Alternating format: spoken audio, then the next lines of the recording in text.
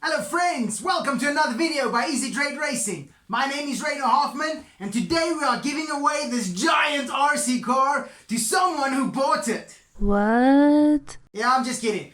This car was just sold. It is a Baja 5B 29cc and I want to take you along what I do to check this car out before I send it off. That way it won't come back with problems.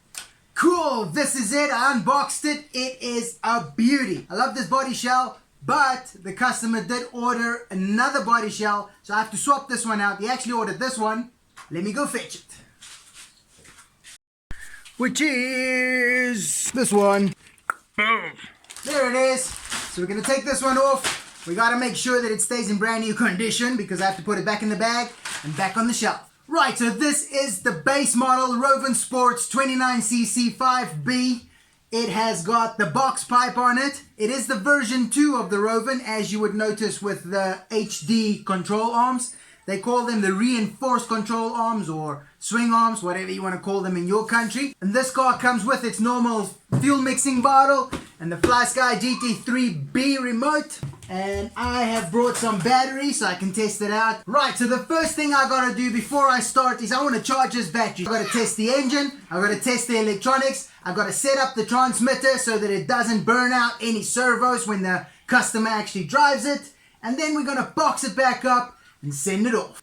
First things first, charging. So while that is charging, let me tell you about this car, guys. I know this thing inside out. You can pass me a little screw and I'll tell you exactly where that goes. So this has got the Rovan or the new Rovan Racing 29cc 4-bolt engine. It comes with a Walbro 668 carburetor. I don't know if HPI does this, but I really love this about the Rovan body shells. They've cut these nice notches into the body shells so it doesn't crack down here anymore. So when you want to get around your LED housing, it just bends very easily. If you want, you can modify the body shell that you have. All you do is you take a Dremel tool and you cut these little ovals in here up until the corners so that they can bend easily without cracking the sharp corners. I'm very lucky because the body shell that I have to put on also has black side panels and a nose piece, so I don't have to change those out. These black panels sometimes can be a pain to get off of that underguard, so I don't have to do it. Right, next up, cup of coffee. Yeah. Ooh, look at these. If you guys missed one of my previous videos where I ripped this up, check it out. It's pretty cool. I'm sure most of you guys watch Kevin Talbot, and just like him, I would love to give these cars away one day. But for now, we're a growing channel. Slowly but surely, we will get there. And one day, I will give one of these away. Alright, next up, I'm gonna fuel it up. What I've done is I've mixed a nice ratio of oil where I've mixed 45 milliliters of oil to a liter of fuel. That is what I'm gonna give its first start on. I'm gonna make sure that the carb settings is in order for the customer to just have joy all the way. He's gonna have to do his fine tuning once he runs it hot, but he's not gonna struggle to get this thing started. That's my job. So the reason why I don't give the customer the joy of doing the first start is because Rovan makes cheap cars. Their cars have gotten much stronger, much better, but I do have a problem with a person who puts their engines together. Sometimes there has been things that I've noticed that hasn't been perfect. So I make sure that everything is fine on the engine first before I send it off so that we've got happy customers. I am starting this car without the transmitter, so it's very important for you to know that your car is in brake mode or that the throttle is not open at all, because once you crank this thing, it's gonna gun it. I've had customers that made that mistake. Pew! Brand new car into a pot plant. We are gonna prime it up, put it on choke, and give it a whirl. I'm gonna stand up for this one.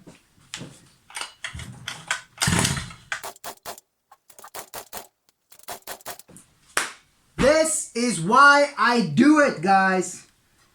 This car should not be struggling like this.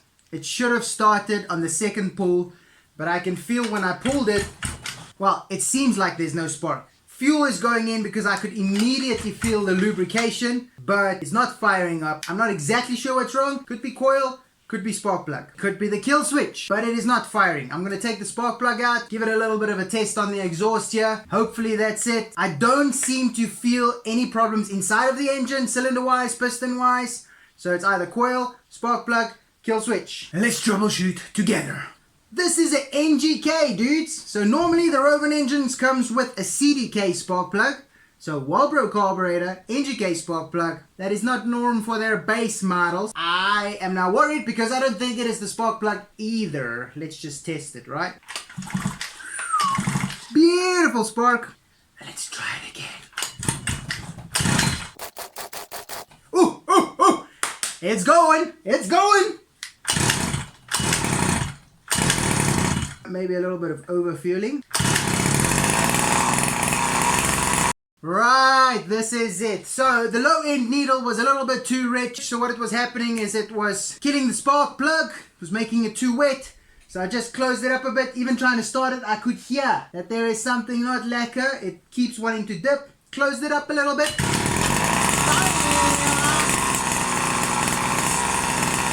You know what I love? I love the smell of two-stroke. Before I run out of oxygen. We apologize for the audio in the following clip. Right, so the next thing I want to check is the diff. So the clutch engaged, the wheels turn forward, and that is good. You can also turn it manually by hand to make sure that the spur gear and pinion is running freely. Check there, one hand freely runs forward. But now the Rovan has done an upgrade on their diffs lately, and their diffs are a lot tighter. It does wear in, obviously, after a tank or so. But to get this diff turning, and a limited slip diff, as you know, should go opposite direction. What I'm going to do is I'm going to hold that side, turn this side, and it's still turning forward. And I'm going to hold this side and turn that side, still going forward.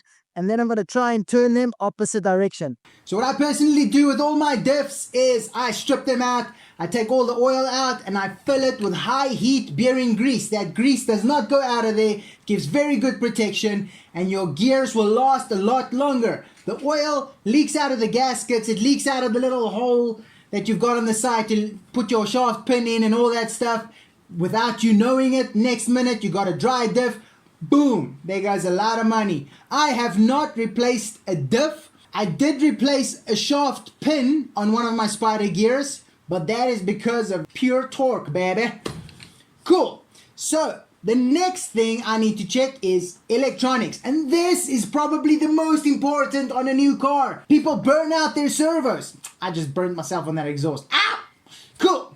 So let me show you the electronics. Audio issues continues. First up, we gotta get the transmitter, stick some batteries in there. This is the stock transmitter that a lot of the Rovans come out with. I do recommend that you replace this transmitter. I'm not a fan of it. They did do some upgrades on it. It's got range issues. It's still not fantastic. And the fact that it takes 8 pin lights, 8 AA batteries, whatever you call it in your country. It does chow batteries quite a bit. One of my favorites, very cheap on the market, is the FlySky GT2E. Not the B. The B's got a rechargeable battery, also got range issues. The E takes AA batteries, but only 4 of it, and they last forever. Ooh, isn't it nice? Right, electronics, here we go. Okay, so I'm going to give you a double-sided view here. I've got my phone on the other side to show you what I need to show you on this side. So first things first, transmitter on, car on. Check that everything works.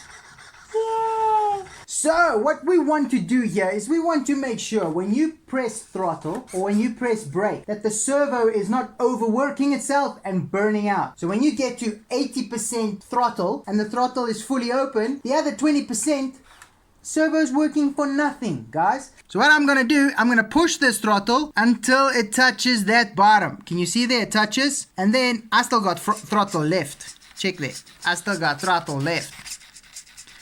Now I'm out of hands. I am so glad my son just walked in. So what I'm gonna do is I'm gonna enter the endpoint adjustment setting here on the screen. Then we're gonna go to channel 2. Your throttle is on channel 2. I'm gonna full throttle on the remote and then turn down the percentage until it stops touching. You will see it lifting. Can you see they're lifting? Then I'm gonna go back up. 78, 79, 80, 85, 86. Is it touching? It's touching at 88. So I'm going to put it on 90. The servo is not going to work so much more after that. It's on 90%. Save. Now I'm going to do the same for the brake. So when you press brake fully on your transmitter, you have to check this spring at the back. And you have to check that that spring doesn't close all the gaps in between the coils.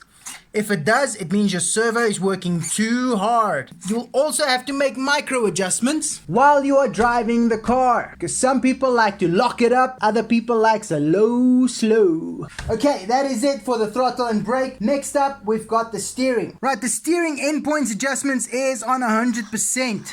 So what you want to see is when you turn it all the way to the left or all the way to the right, that it doesn't lock up. So what you will find is you'll get to 80% and then it can't turn any further, but your servo still wants to move. So left, I can already see that happening, but it's happening very little. So I'm going to leave it there.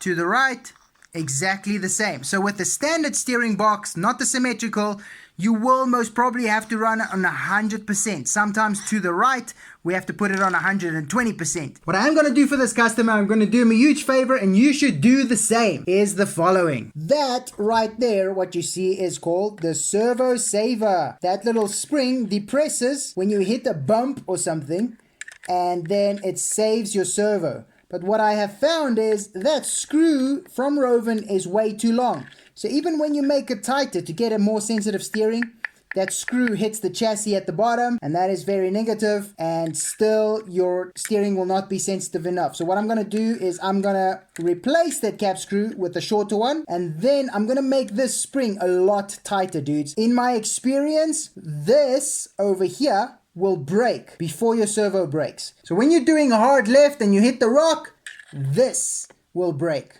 I do have to say, putting that shorter screw into the servo saver proved to be more difficult than what I remember. I will make a full video on how to do that, show you all the tips and tricks. If you want to do it in the meantime, just don't. Wait for my video. Alright, now we're coming to the last setting, the most important setting, the setting that you need to check on your car and make sure it is set. And that is the failsafe. Here's the problem with people buying a brand new car, they do not know about a failsafe.